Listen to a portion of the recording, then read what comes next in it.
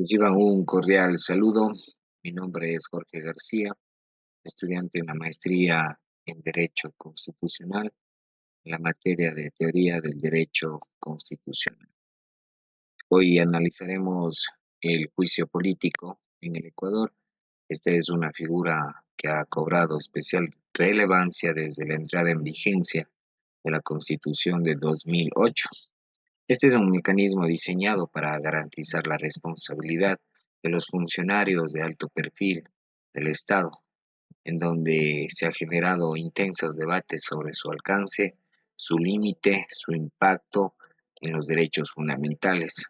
A través de este análisis vamos a examinar el marco normativo que lo regula, su desarrollo jurisprudencial, la relación con el neoconstitucionalismo y una corriente que enfatiza la supremacía de la Constitución y la protección de los derechos fundamentales. Muy bien, ahora nos vamos a basar en dos sentencias muy importantes, como lo es la sentencia número 001-19-5-CC.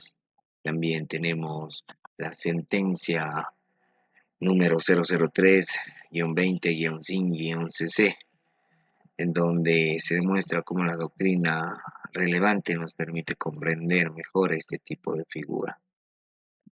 Vamos a revisar el marco normativo dentro del juicio político. Nuestra Constitución establece el juicio político como un mecanismo. Este mecanismo nos sirve para un control y sanción de los funcionarios de alto nivel, como se había mencionado anteriormente, como es el presidente o la vicepresidenta y los miembros de la Asamblea Nacional.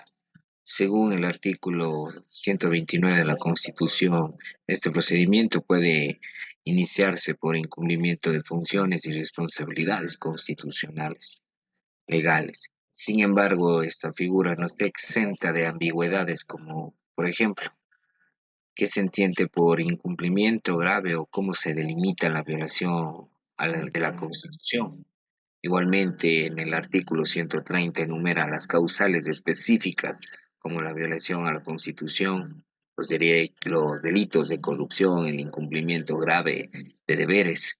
Aunque estas causales parecen claras, su interpretación ha generado tensiones entre lo jurídico y lo político, especialmente cuando se trata de aplicar principios como el de legalidad, el principio de proporcionalidad, el debido proceso y la presunción de inocencia.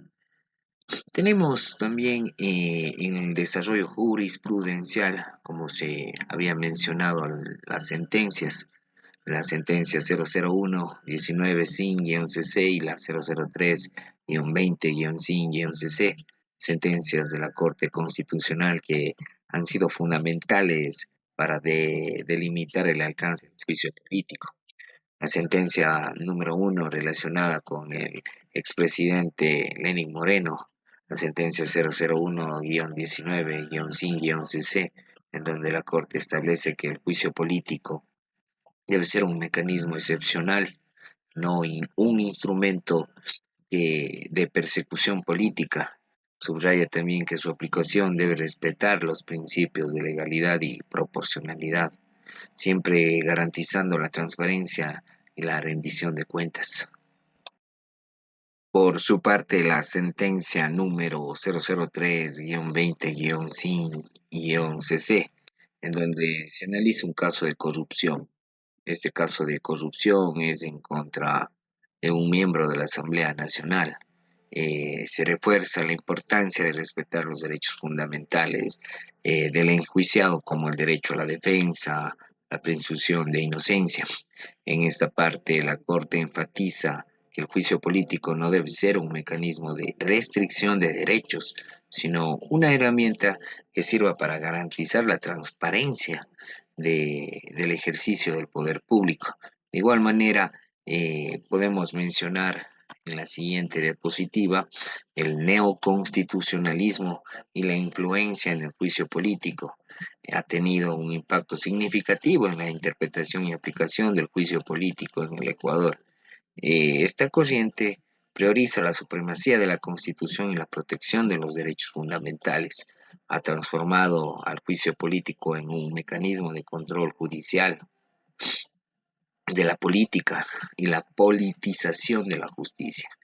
Autores como Celi y Carlos Santiago Nino advierten que esta intervención excesiva del Poder Judicial en asuntos políticos puede desequilibrar la separación de poderes.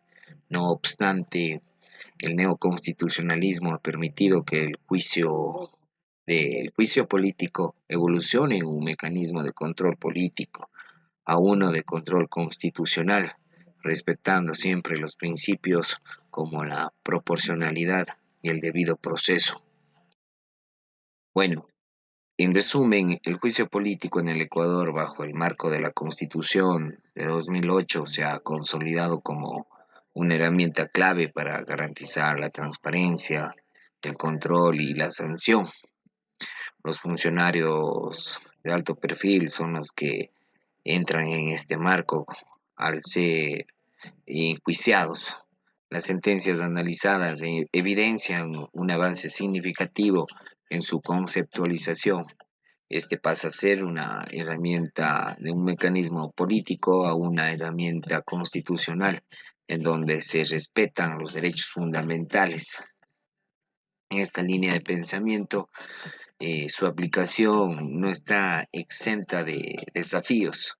La ambigüedad de las causales y el riesgo de politización exigen una gran interpretación muy cuidadosa y equilibrada. En conclusión, el neoconstitucionalismo ha sido fundamental en este proceso, pero también nos recuerda la importancia de mantener un equilibrio entre los poderes del Estado.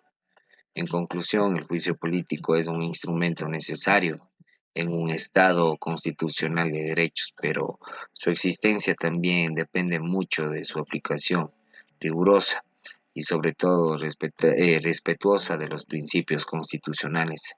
Muchísimas gracias.